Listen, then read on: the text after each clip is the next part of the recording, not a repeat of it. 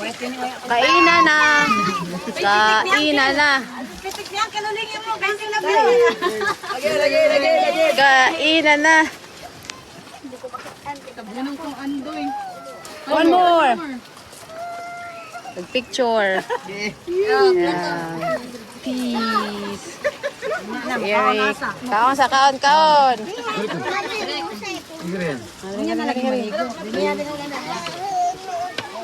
Nice beach.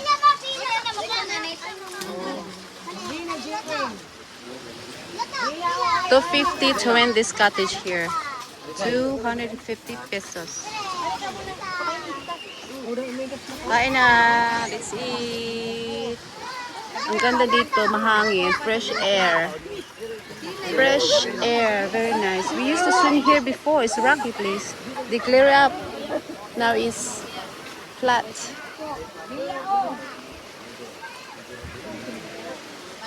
You can barbecue over there. If you want to bring your own food, you can barbecue.